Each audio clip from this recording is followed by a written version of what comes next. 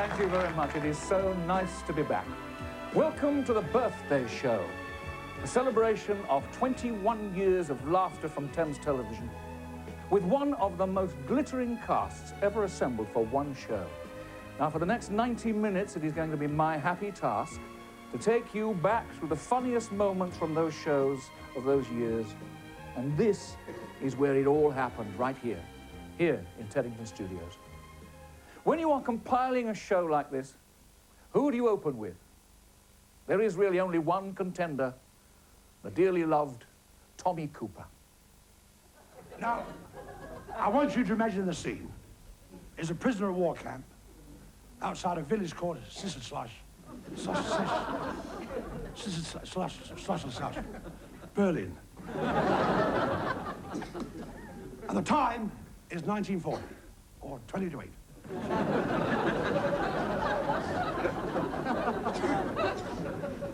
And the leader of the escape committee is Brigadier Fontague Smythe.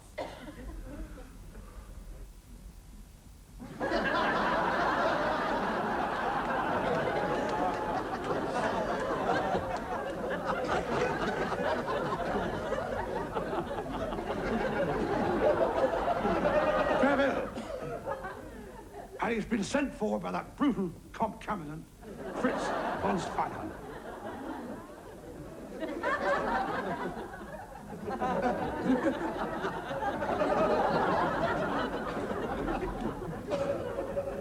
So, Brigadier, you're wondering why I sent for you? No?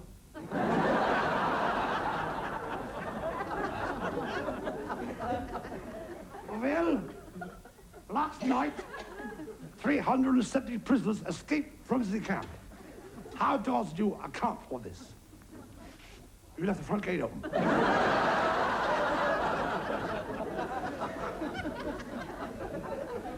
Lies, oh lies.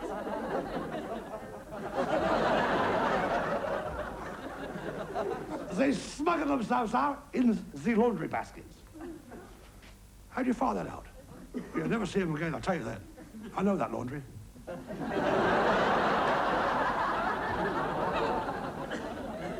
Here is the list.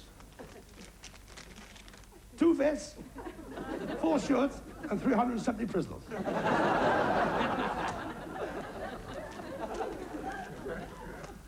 And when they are caught, they will be shot. Oh, no, they won't. Yes, they will. Oh, no, they won't. Yes, they will.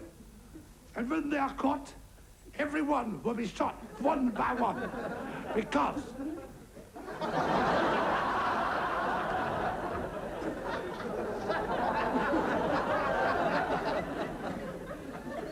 Why are you imitating me?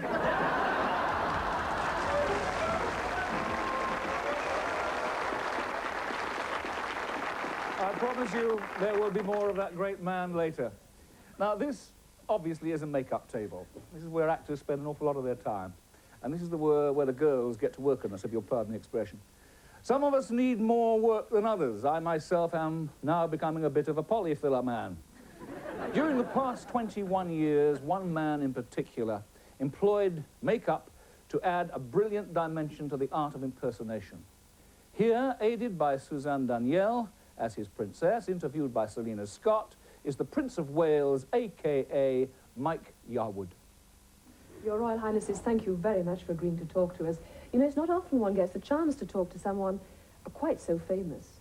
We were just saying the same thing, weren't we, Charles? Yeah, absolutely. This year has, of course, been a very happy and memorable one for you both with the birth of your baby son.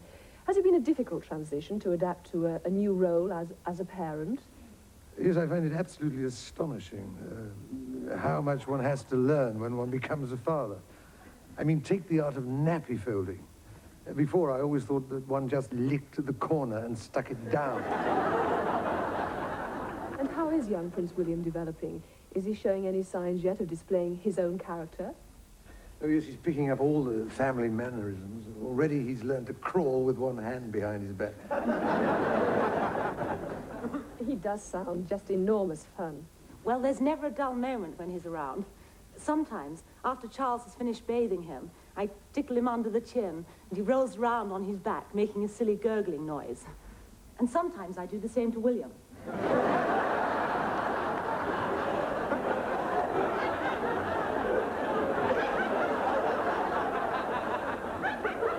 I must say, he is a lovely baby. Thank you very much. He's got his mother's eyes, his grandmother's nose, and I think his auntie's mouth. When you get to the ears, they're mine. I gather you're rather fond of Prince William's bath times. Oh, yes. Well, I think Charles is a bit overprotective towards our son at times. I'm not overprotective, really. Well, why do you make him wear a parachute when he sits in his high chair? Have you ever thought of having him painted? No, we like him the colour he is. May I move on to something else? Well, you can come and sit over here if you like. No, I don't mean that. I mean, Mom, can I ask you what you're hoping Prince Charles is going to give you this Christmas? Well, I really don't know. But last year he gave me something very beautiful. May I ask what that was? Cornwall. Of course, being a typical woman, she took it back and changed it for Devon. Well, finally, Your Royal Highnesses, may I say how absolutely delightful it's been to talk to you, and on behalf of all the viewers, may I wish you both a very happy Christmas. Thank you very much. Perhaps you'd like to join us for a festive drink. We've got a marvellous new cocktail shaker. No, we haven't. It's his day off.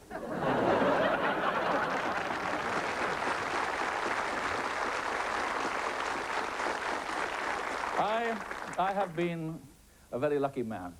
I have known and worked with most of the stars in tonight's show. I have literally worked alongside them, because while they'd be doing their shows in one studio, usually this very studio here, I will be possibly next door doing a series I used to do some years ago called Callan. And I made it my point to see them and meet them whenever I could. Coming to work was a pleasure, especially if it meant sharing a table in the canteen with any one of these gentlemen, Frankie Howard, Ken Dodd, and the then up-and-coming Ton O'Connor. No, the thing is, ladies and gentlemen, adverts. I don't, see, the thing is that I don't like to advertise products myself unless the image, you see, unless the product itself is in keeping with my image. I mean, for instance, that one I did for the toilet roll people. Well, that was, I'm waiting to commence. That, you see, that's what I thought was very tasteful.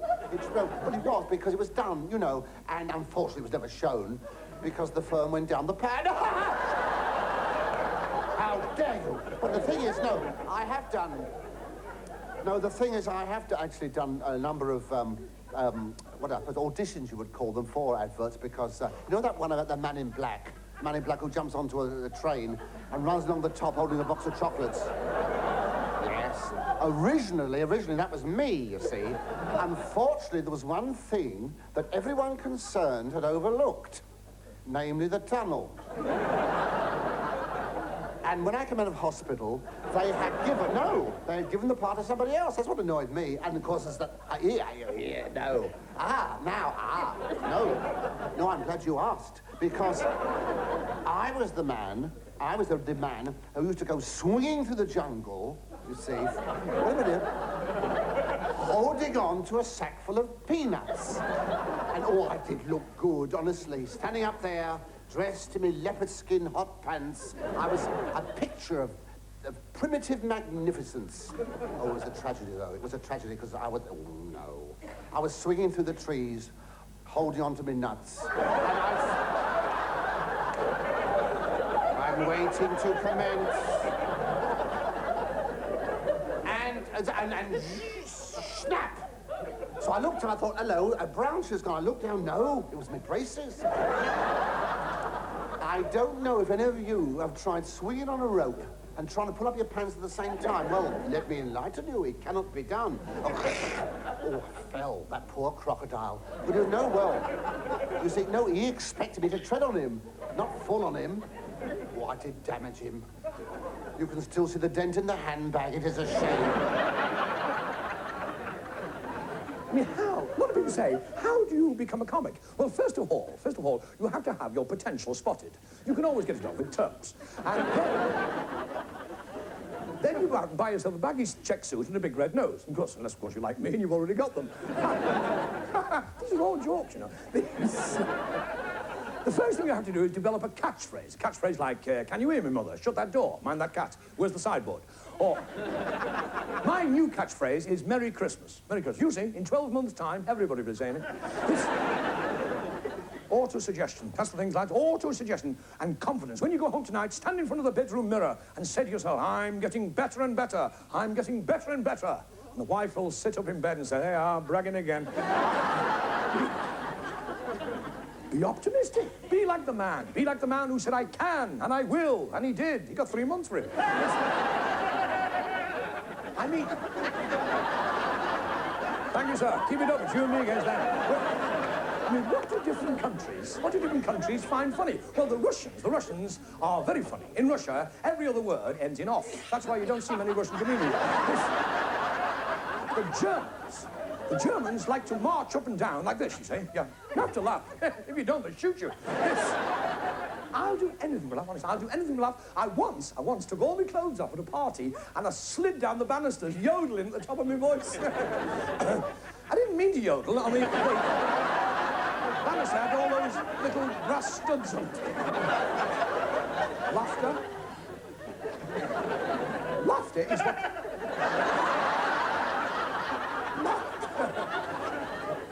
I paid for two, you know. There should be another one. Your holiday hotel. You're signing in. Hello, senor. Is this your wife? Come on, pal. You don't think I'd live in sin with her, do you?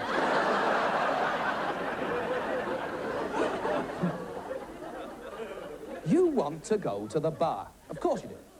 Not to drink? Good heavens, no. Only to practice your Spanish. Because we're brilliant at Spanish, our lads, aren't we? You've heard him in Spain. You-o. Bringo to me-o. Two-o. Coca-Cola.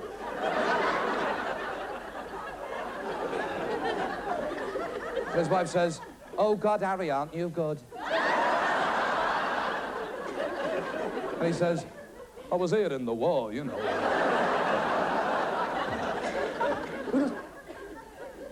The big problem with wives on holiday is that they get you there, then they want you running about. You know, come on with the kids on the beach. If you were half a man, you'd take them to the circus. As half a man, I'd be in the circus.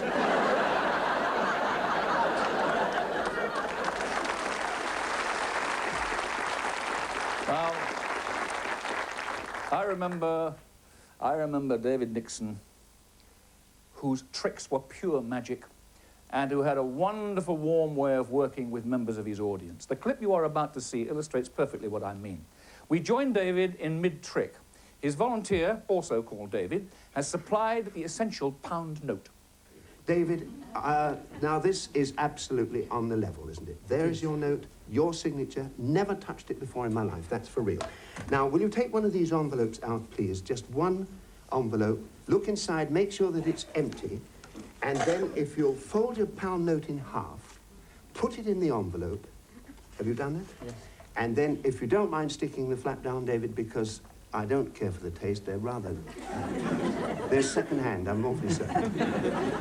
And just to make sure, once again, would you sign your initials? Would you like to use this pen? Just sign your initials over the flap so that you'll know your envelope again, or so that you'll know it again, and there's no possible chance of my playing any dirty, dishonest, deceitful magician's tricks. There it is, pound note signed, envelope signed, right? Now, I have to just warm your pound note up a bit to make it more flexible, you see. And the idea is that I run the lighter along like this, and that gets it kind of malleable, and you're looking worried. Let me give you a little security here. This stick of rock, this stick of rock that David gave me, he said it had got Teddington right through the middle, but, oh, yes, it's not true, actually. It's got Teddington at that end, but this end it's got not Gnedet. Anyway, David, sir, this stick of rock is yours entirely if anything goes wrong and you don't get your pound note back. Now, we'll warm it up again.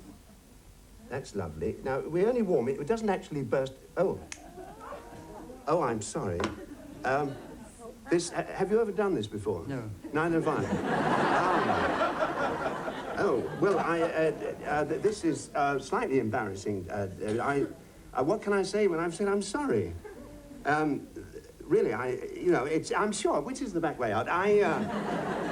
No, it shouldn't have gone that far. David, I did promise you the stick of rock, and I'm a man of my word. Will you examine that stick of rock? Feel the weight of it. Look at it. Is it solid? It is. Absolutely solid. Teddington running right the way through the middle of it. Well, as far as you can see. Solid in the middle. Yes. Solid rock. A hammer. Let me show you that my hands are quite empty. I will hold the rock for you like that over this paper. Nothing in my hands. Just tap it gently in the middle. Oh, let's skim it a bit. Let's take some of this cellophane off and make it easier. Just give it a gentle tap at first, somewhere. Let's peel that off. Somewhere near the middle, and a little bit nearer the middle. That's a bit that way about it. That's it. Tap it. Beautiful. Cracked it. Once again, try another one about there. Give it another. Oh, boy. How long have you got? Hit it again, David. It's still ringing. Oh! Look at that. What is it? Thank heavens for that. That is your pound note. N09N. Check the number. 140682. You know, I would love to know how he did that. Eric Sykes.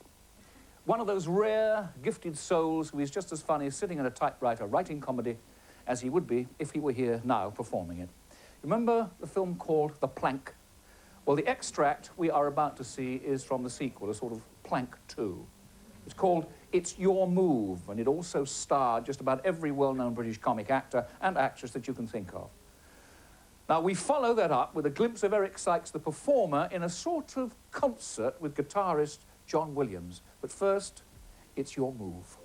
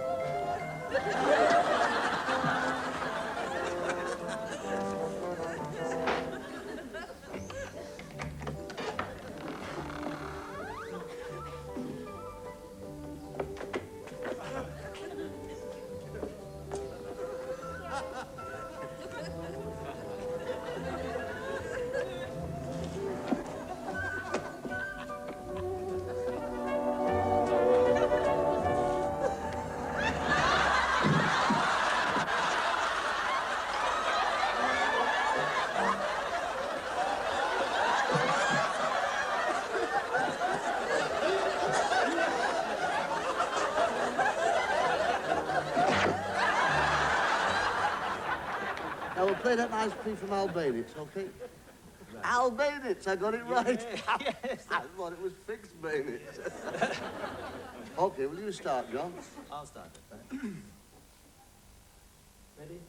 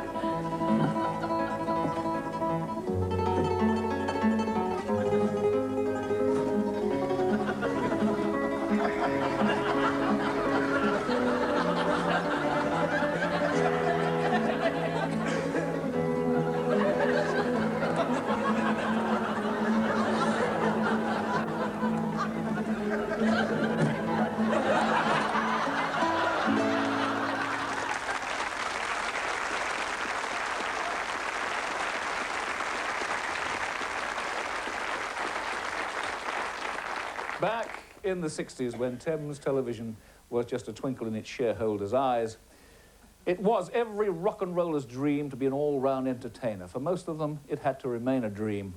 But not for this man, not for Freddie Starr. Ladies and gentlemen, it gives me great pleasure now, and always has since the age of 6, to introduce a good friend of mine, Mick Jagger, who was a very poor boy. His mother couldn't afford a pram, and every time she took him shopping, she used to stick him on the window with his lips. Anyway, I'd like to introduce you now to two good friends of mine, Mr. Mick Jagger and David Bowie. How about that?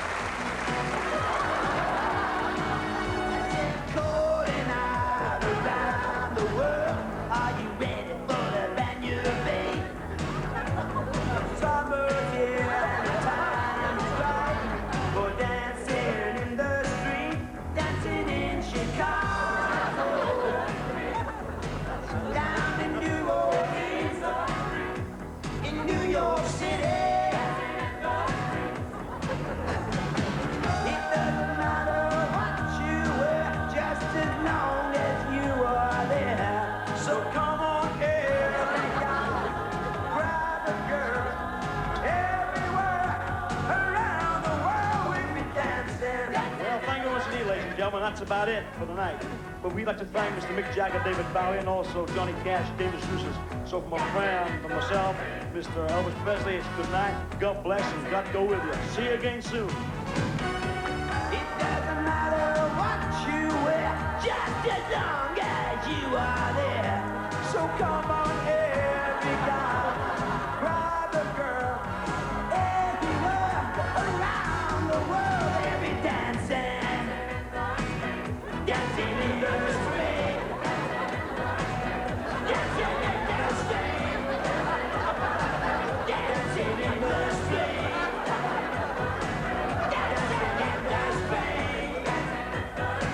Dancing in the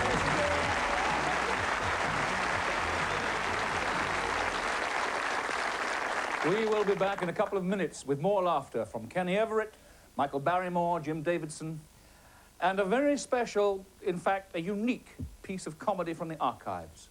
We'll see you then. Stay where you are.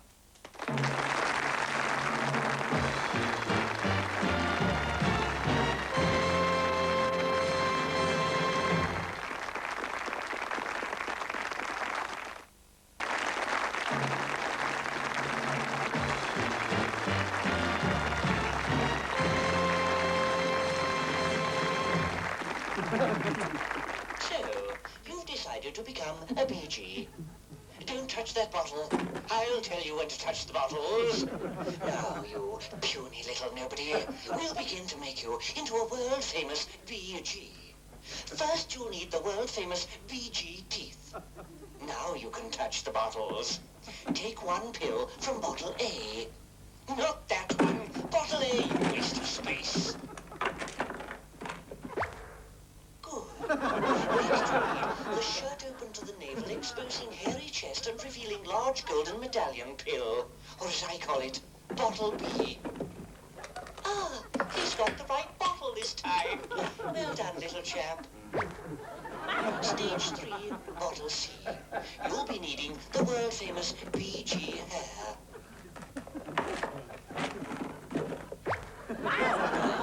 Look at you. Yes, not bad. But there's something missing. You're only one, and there should be 3. Take bottle D. Now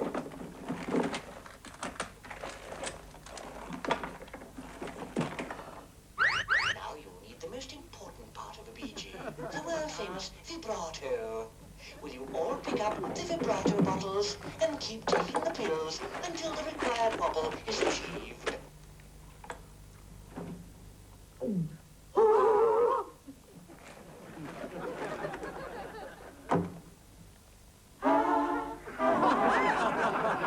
Children of the world, watching every day go by.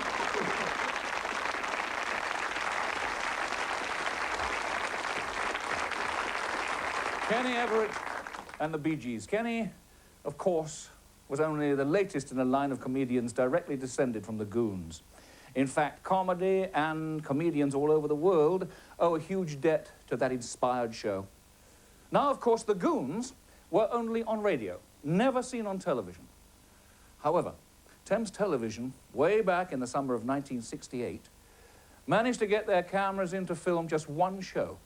And this was the result, or a bit of it anyway. Peter Sellers, Harry Seacombe, Spike Milligan, The Goons. Tales of men's shirts. A story of down under. And I mean that most sincerely.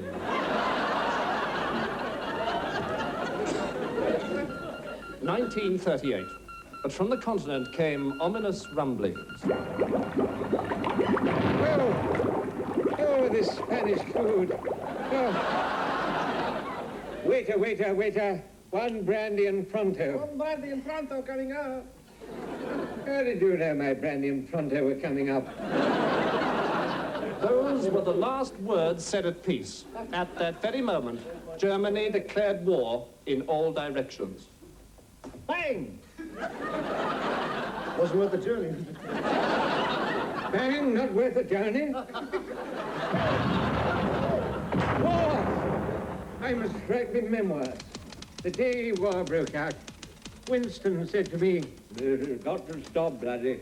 We can't go on meeting like this, you know." England is being mobilized. Recruits were rushing to the recruiting depots at the rate of 1 a year. We joined the story in 1942, a critical year for Britain, with British generals slaving away at their autobiographies. Across the channel, the German High Command were welding a master plan. Oh. Achtung, gentlemen! Be seated! Our scientists have just invented liquid that will win the war! London.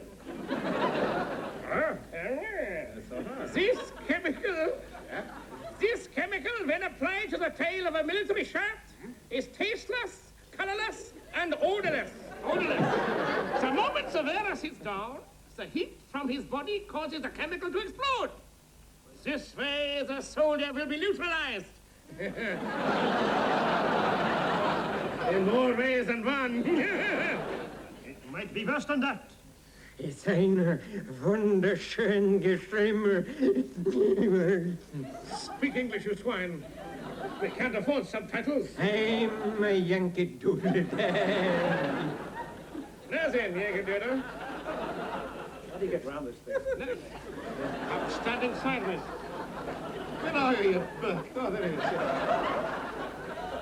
Now then, this is my plan of attack. It looks like a nail. No, it's attack.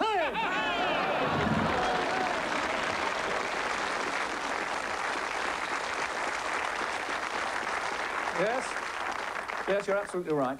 That was John Cleese, looking about 12 years old. Now, let's move up to the present day, to this birthday tribute to the laughter makers on Thames. In a moment, you'll see Michael Barrymore. But before that, I want you to look again at Ron Lucas, the brilliant young American who hosted the Hippodrome show earlier this year and who literally took ventriloquism to new heights. Lucas, this is scary. Close your eyes if you don't like it. I would if I could. Ron, I don't like this. You don't have as far to fall as I do. If you fall, you'll land on my head. Oh, great, I have something soft to land on. I had butterflies in my stomach. That's not possible. No, it's true. I'm growing caterpillars in my underwear. Is this dangerous? Yes, Billy, it is dangerous. Then why are you bothering me with this? Why don't you use a live child? Billy!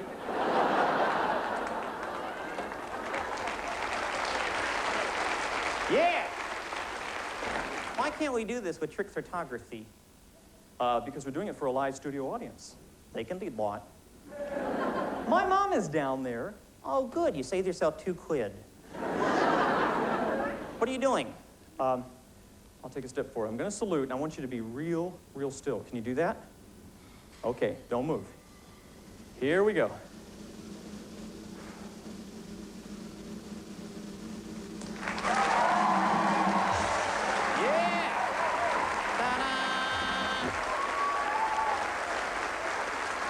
Yeah.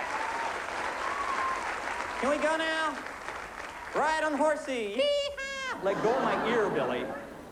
I'm beginning to like this. You know something? The only thing is I'm getting a nosebleed. Billy, that's not possible. You're a puppet.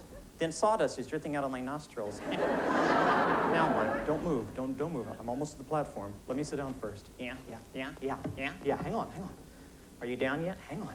Ron? Yes? After this stunt, don't you ever call me a dummy again.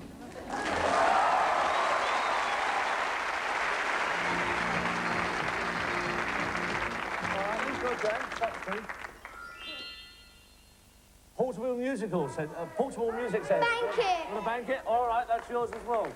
Okay. All right, whose first name is for you, Neil?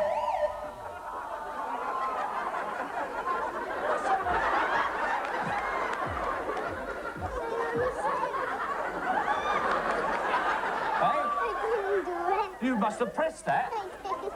Because that means you should lose that, really. You didn't press it. Did it go on its own? I don't think it did it? Hey, sorry? Oh, you moved that and your hand slipped and went like that, did it? Did you see anything happen there at all, Bruce?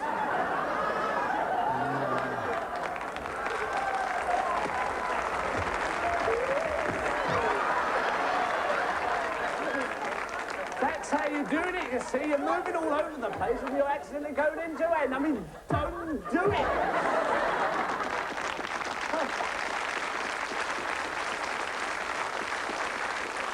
That was Michael Barrymore striking it lucky last Christmas. Now let's have a look at Sid James getting lucky 20 Christmases ago. Carry On Christmas. And the only cracker he was interested in pulling was Barbara Windsor. Oh, get out of it. Get out of the way. Somebody cluttering up the pavement. Go on, get over with your blooming Christmas presents. Yeah, Mr. Scrooge. How about a little something for Christmas, then? That's the best offer I've had today.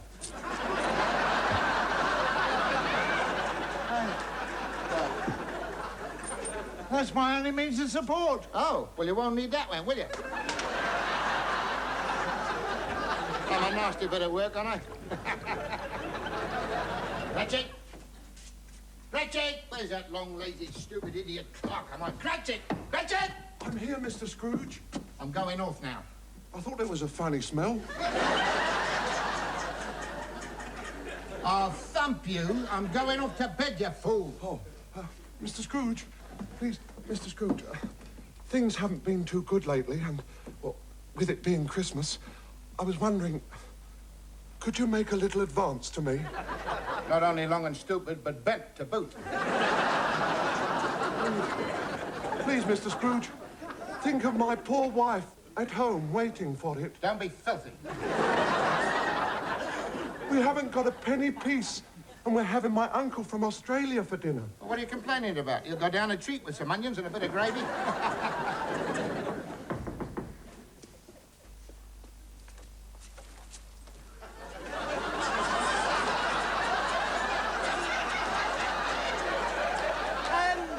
Mr. Cratchit? Yes, that's right. I say you have got a narrow entrance.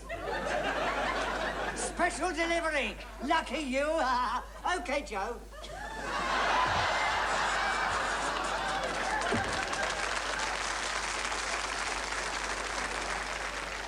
Now, perhaps I can have a little piece. Well, I do.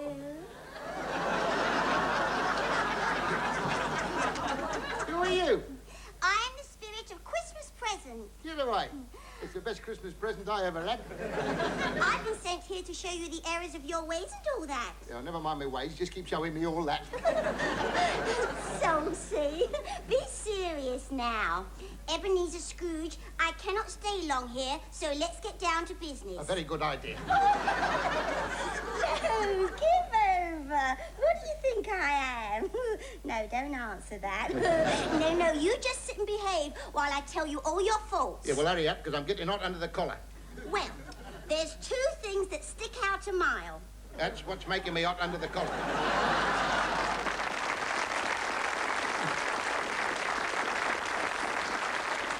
No double entendre left unturned.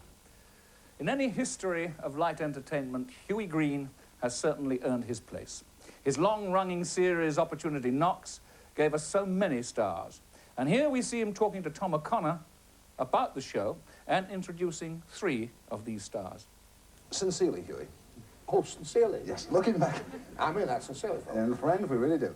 Looking back to the start of Up Knocks, you know, is there anything sort of memorable or satisfying that you can look back on over the years? Well, I think, Tom, all of the auditions were memorable and all were satisfying, but probably one of the most outstanding ones was an occasion that we were in Cardiff. It was raining, we were in a tin hall, and a little girl sat down and actually fell off the stool.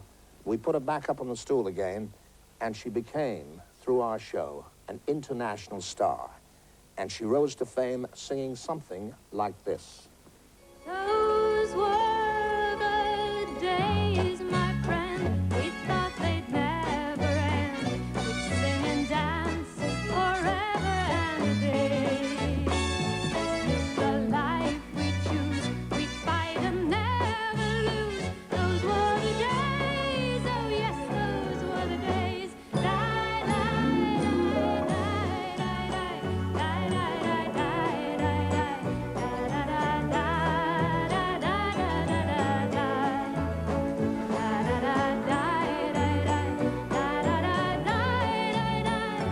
Those were the days, oh yes, those were the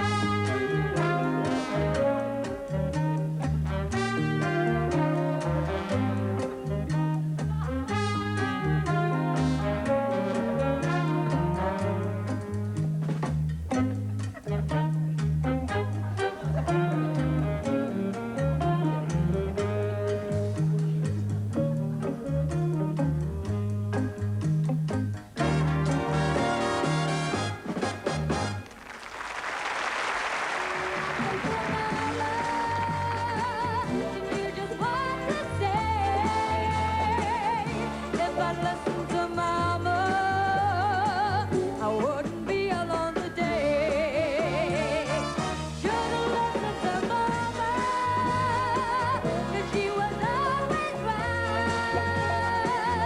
If I'd listened to Mama, I wouldn't be alone tonight. Should've listened to Mama, 'cause she was always right. If I listened to Mama, I wouldn't be alone tonight. Should've listened to Mama, 'cause she was always right.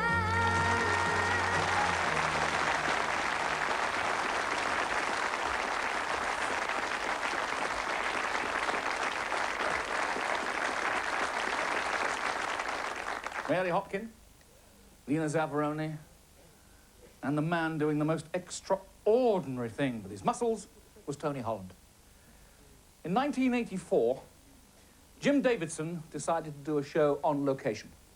And the location he chose couldn't have been further away from these Teddington studios. 8,000 miles away in the South Atlantic, the Falklands. Sir John Mills takes up the story.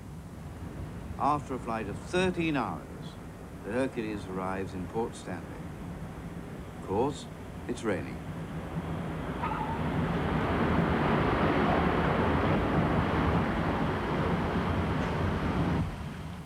Stanley, the first concert venue in the Falklands. Hey, lads!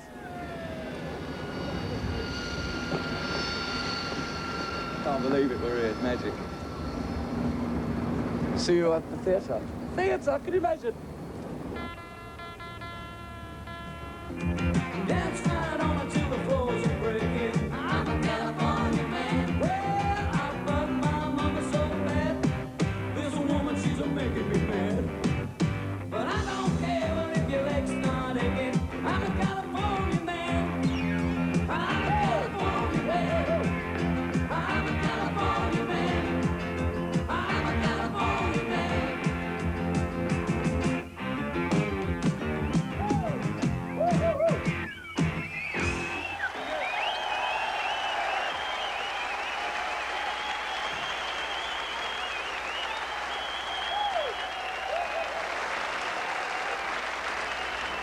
Do we have any Wooberts and Wadneys?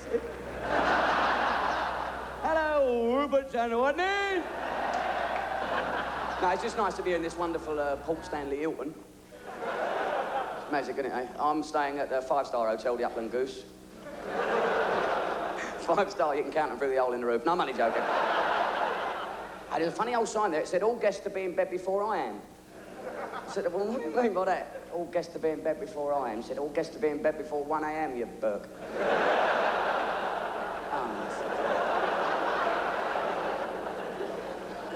And by the way, just before we get started tonight, have we got any ladies in the audience?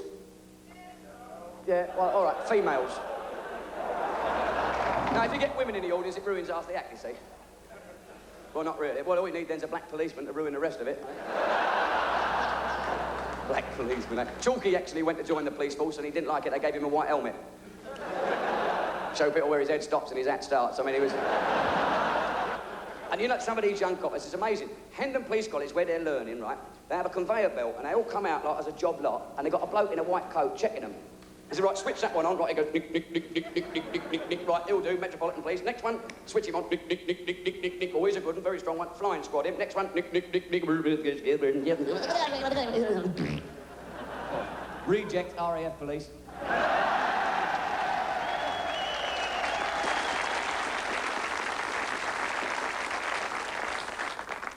Young Jim Davidson down there in the Falklands. And now to a superb actress, a superb comedian, a superb director, and a superb singer. Here is the superb Julia Mackenzie.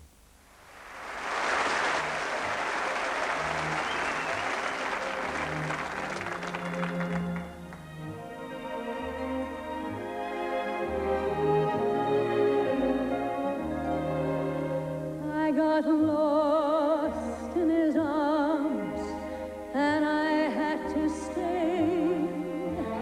It was dark in his arms, and I lost my way. From the dark came a voice, and it seemed to say, there you go. There you go. How I felt as I fell, I just can't recall.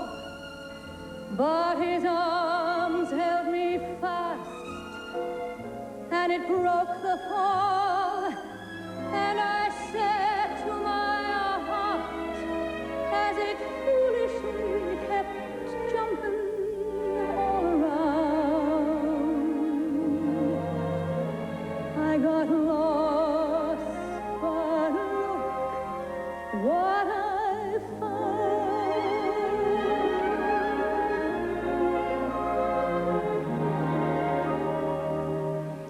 Don't ask me just how it happened, I wish I knew. I can't believe that it's happened, and still it's true. I got lost in his arms, and I had to stay. It was dark in his arms, and I lost my way. From the dark came a voice, and it seemed to say, there you go, there you go.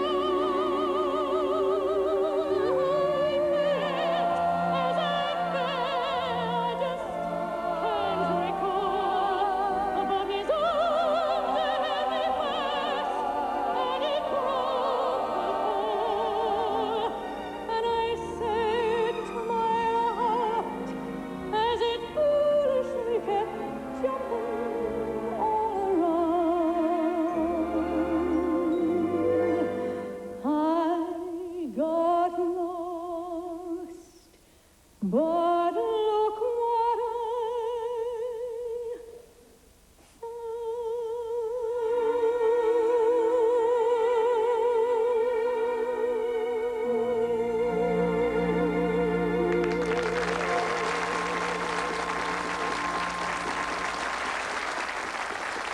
We will be back in part 3 with Benny Hill, Bruce Forsyth, Max Bygraves, Des O'Connor, Morecambe and Wise, and more Tommy Cooper.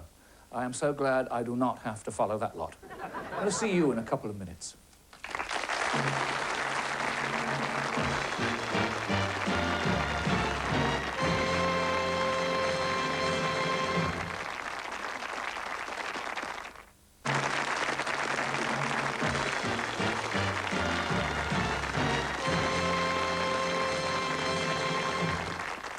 Well, Prime Minister, I can't begin to tell you what an honour it is for me to be here tonight. So I won't. And I won't shake hands with you. I wouldn't want the rest of your life to be an anticlimax. May I say how wonderful it is for me to be interviewing you this time, so that you can have a chance to speak for a change. Well, yes, I was going to make because that point. the last time we met, you hardly got a word in edgeways. Well, precisely and I really do feel that free speech is so important. It is one of the fundamental... Really? There is no call for that sort of mindless yobbery. We're not in the House of Commons now, you know. Prime Minister, could we please get on with it? I feel a smile coming on. Apart from which, I thought the point of this programme was for me to speak my mind. Well, that won't take long. Just get on with it. Mr. Day. Sir Robin. Mr. Day, let's talk about your childhood. Is it true that you were actually born wearing a dicky bow? No, it was round my neck.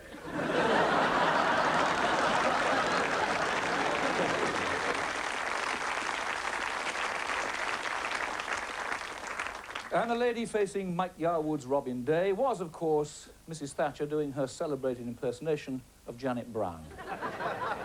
I spend a lot of time in America at the moment, filming a series called Equalizer. And do you want to know what the quickest way is to an American's heart?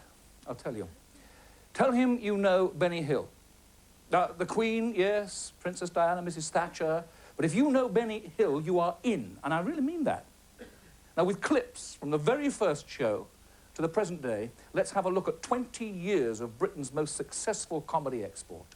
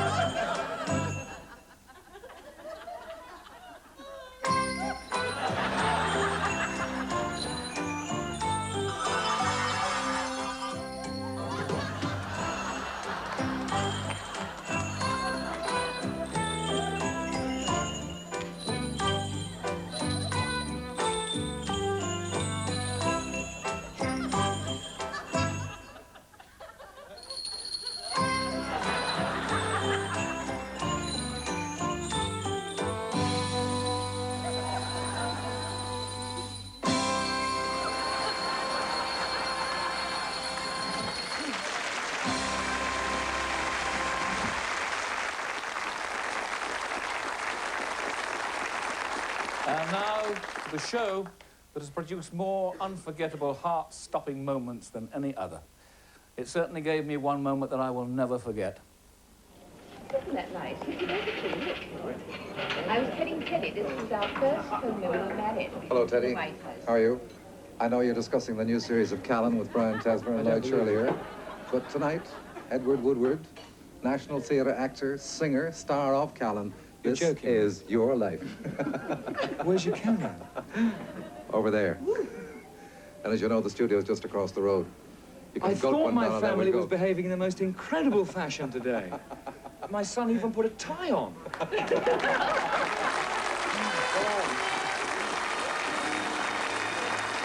You know, I do recognise Eamon Andrews, but who was that fellow with him?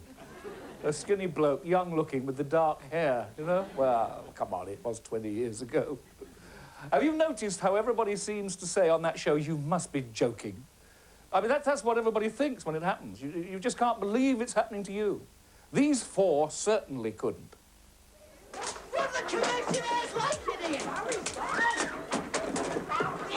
Hey, hold it, Emu. Emu, hold it, Emu. May I please have a little word with Rod? What is it? Yes, Rod. Oh, boy. Hello, Emu. You can't come in here either. Yes, I can, because tonight, Rod Hull, this is your life. Your check.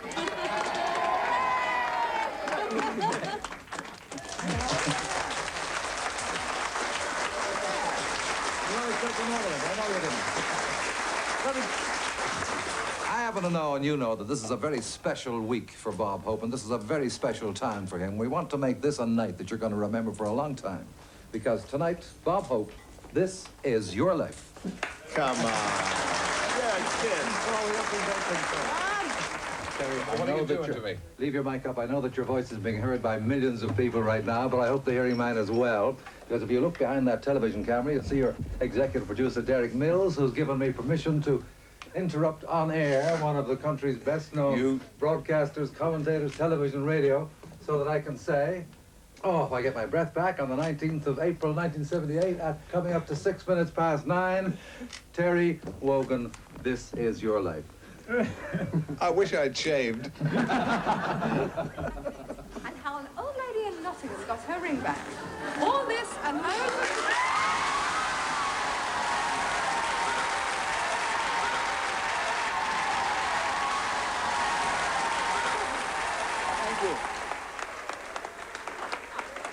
Esther, I have to tell you, I loved the show. Oh, thank you. And I thought you might like to join me for a little show of mine entitled Esther Ranson, This Is Your Life. I don't believe it.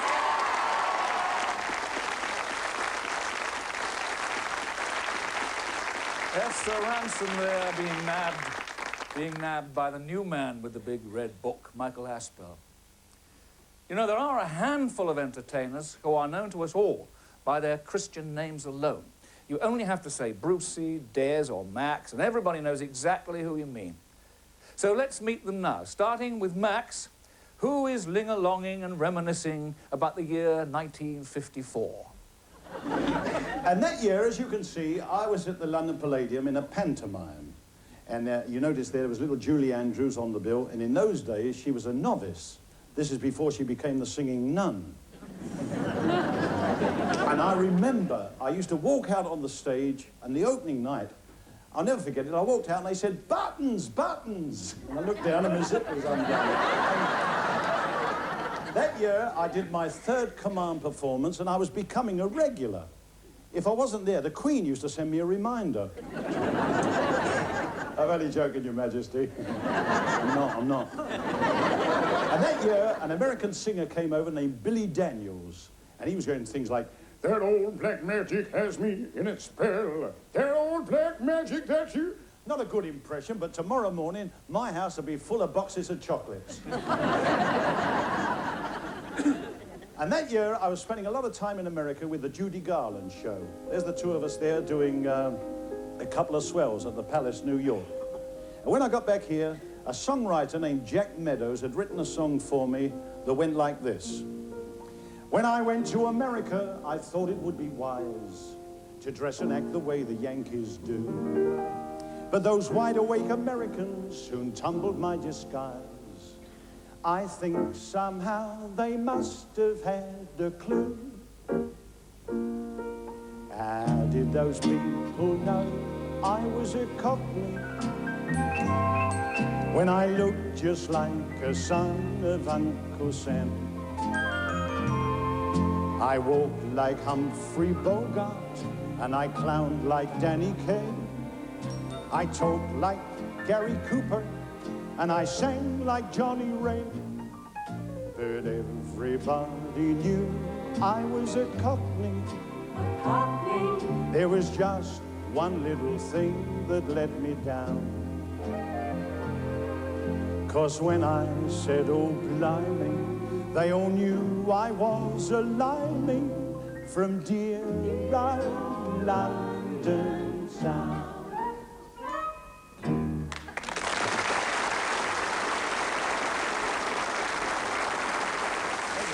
Now, this is my dressing room, and well, we all share it, and I wouldn't have it any other way. It's been like that all day. It's so crowded, so claustrophobic, and so wonderful. But it does come in handy, you know.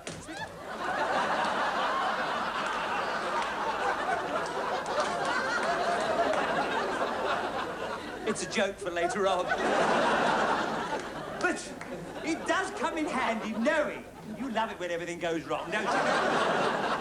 But it's lovely having the girls behind you if you've got a few jokes to do. You know, especially I've got a few jokes to do here, like, there'll be a lot of people in Birmingham tonight. Why? Because they live there.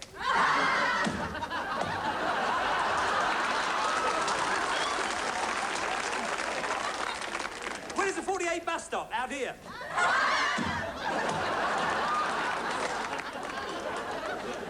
I tell you what, this is better than the script, I tell you that. What's the definition of a bottom? Kojak with a part in. Keep it going! But enough of this.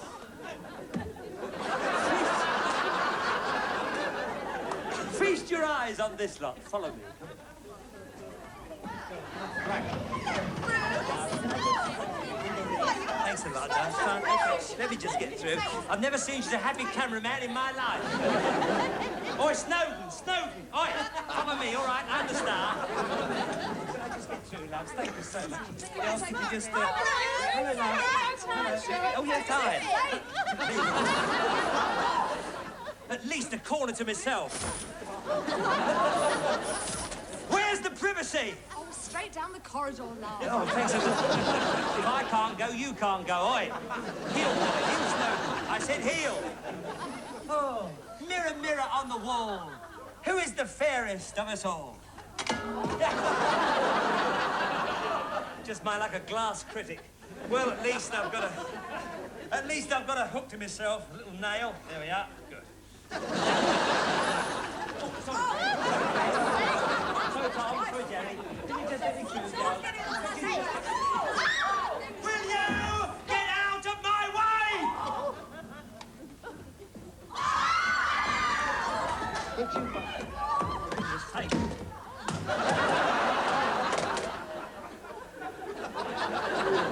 My agent's gonna pay for this. I think I'll phone him up.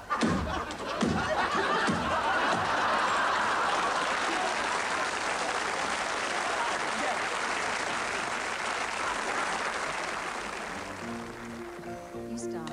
It's your show. Imagine me and you. I think about you day and night. It's only right to think about the one you love and hold her tight. So happy together. If I should call you up, invest a dime, then you say you belong to me and ease my mind. Imagine how the world would be so very fine, so happy together.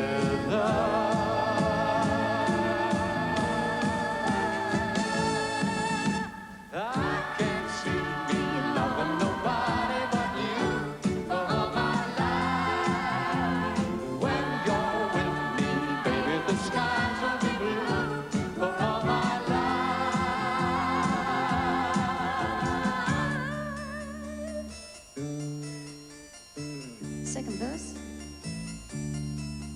Imagine me and you. You and me, No matter how they toss the dice, it had to be. the only one for me is you. You for me, So happy together. If I should call you up, invest a dime, And you say you belong to me and please my mind. imagine how the world could be so very fine. So happy together.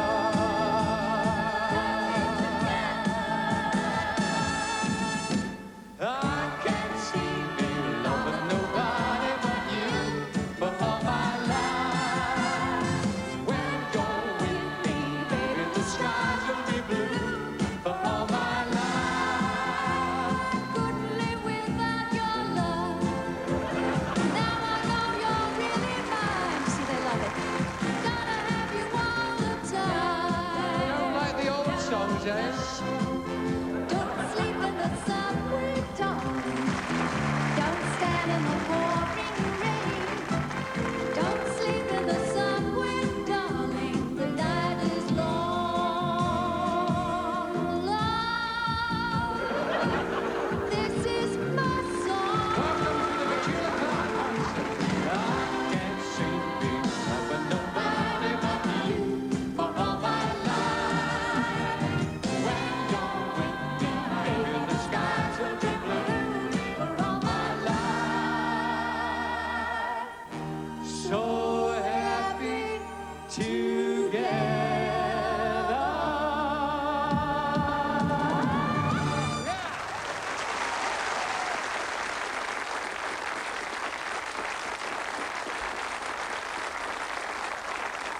Petula Clark there with Eric Morecambe's favourite singer. You know, actors simply loved appearing with Morecambe and Wise. I was lucky enough to do their show 3 times. And it really wasn't like work at all. In fact, I remember saying to Eric one day at rehearsals that I felt like a criminal taking the money. He said, "Give it to me, sunshine, give it to me." He really did. Here they are with one of my favourite routines, the bell ringer. Good evening, ladies and gentlemen, and welcome to the show. Tonight it's my... What are you doing? I'm showing my appreciation of you. But I haven't done anything. I know, and I appreciate that. But I've got to be honest. What? You're looking very smart. You think so? Elegant was the word I was looking for, and your hair is fantastic. Thank you. I said that carpet shampoo will bring it up, and it has, hasn't it? Absolutely for A. What? You would have laughed last night. Why? What happened? Got nothing to do with you. Oh. What are the audience like? Oh, very good audience. Must have cost Thames a bomb to bail this lot out. Oh, they're a smashing audience. Well, it's not me they've come to see, is it? What do you mean? Oh, you've got to be honest. It's not me. It's you they have come to see. Really? After your appearance here tonight, you'll be enshrined in the memories of this audience for the rest of their lives. Why is that? Don't ask questions. To your zipper. Yeah, what? Can I help? What? You playing ass. Get out of it. Leave him alone. Did you see that? God, God's sake, that was quite frightening. Wait a minute. What's this? Surprise. Handbells.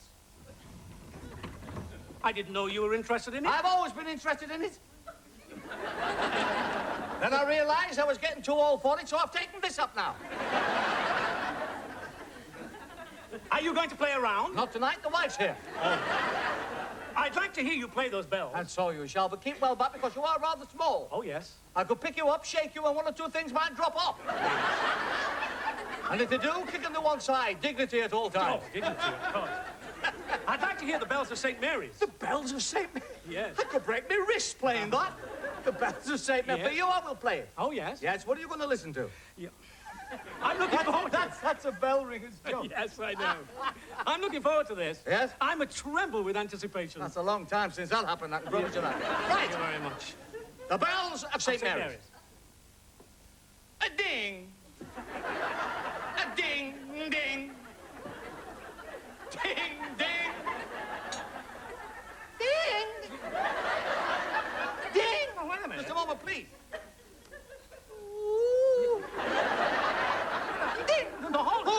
messing about with these. You've been messing about with these, haven't you? Wait a minute. Ding, that's the one. That goes there. No, just hold watch it, it, that's all. Watch it. Hold it, hold it. Hold it. Because he's getting annoyed now. Well, hold it. What's it playing at? The bells aren't making a sound. You're doing all the noise with your voice. Well, of course I am, you fool. Otherwise you wouldn't recognize the tune, would they? What are you talking about? You're supposed to go. He lives in a little dream world of his own. He does. You're supposed to go. You're supposed to rattle those. You're going. You're going. Those days have gone. I know.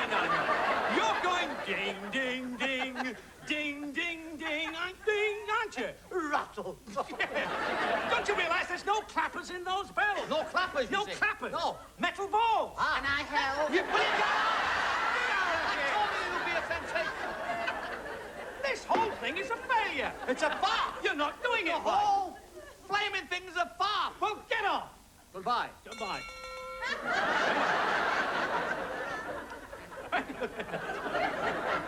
Do that again. Now the other arm. Now the leg. The other leg. Now the head. Something else. There's not a lot left to say. Put them all together. And what have you got?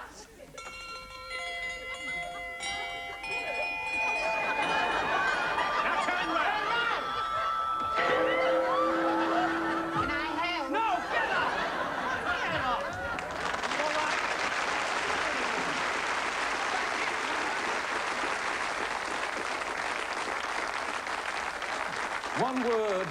One word for Morecambe and Wise. Great. Even though they really did break the mold when Eric died, didn't they? But it is one of the great joys of the videotape age that those stars that we love and hold most dear will always be with us. We see them all the time. They'll never die. Stars like Eric Morecambe, Sid James, Eamon Andrews, Tommy Cooper. About an hour and a half and a couple of hundred laughs ago, I promised you more, Tommy. Well, here he is again. And I can't think of a more fitting way to end this celebration of the first 21 years of laughter than with Tommy Cooper. Spoon, Jar Jar, spoon! Spoon, Jar Jar. What about that smoking joke? Spoon, Jar Jar, spoon, spoon, Jar Jar. Spoon, Jar, spoon, Jar Jar, spoon, spoon.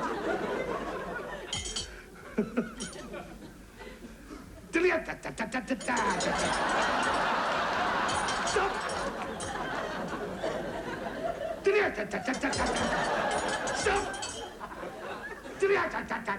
Well, pull it, pull it.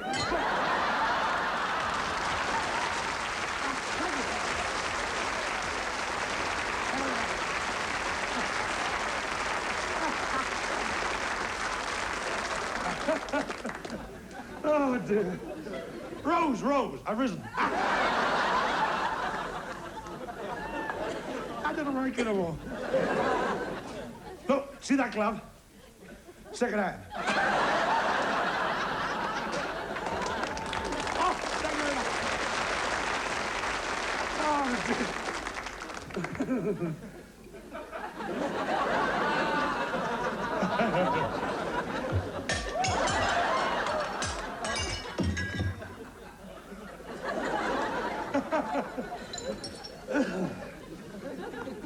I backed a horse today, 20 to 1. Should be 20 past 4.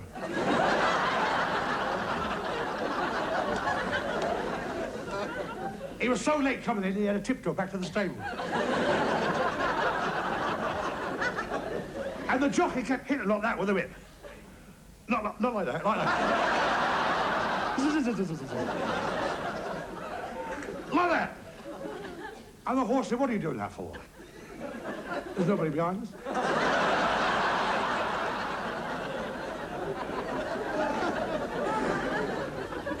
I bought a greyhound about a month ago. A friend of mine said, what are you going to do with it? I was going to race it. He said, by the look of it, I think you beat it.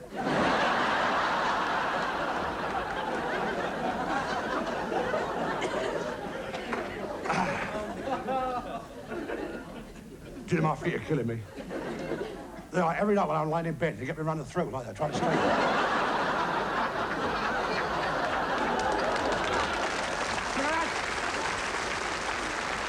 Thank you.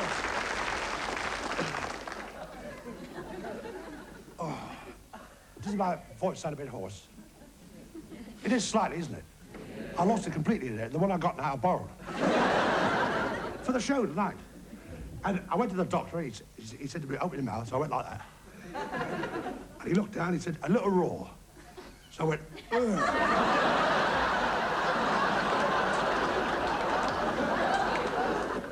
So, I went to this doctor. Look at that, I'm leaking. I went to this doctor, I said, it hurts me when I do that. He said, well, don't do it.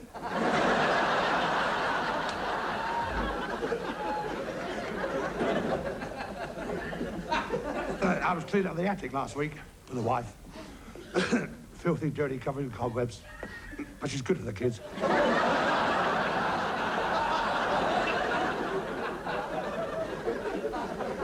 And I found this old violin.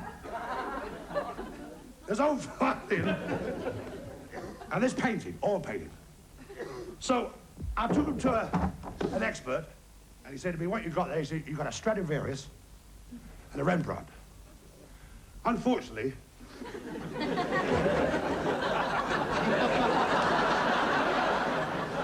Stradivarius was a terrible painter.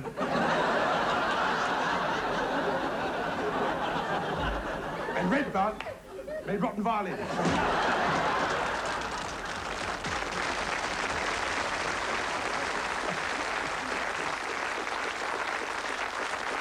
Well, I do hope that you have enjoyed the last 90 minutes as much as I have in the company of these wonderful entertainers.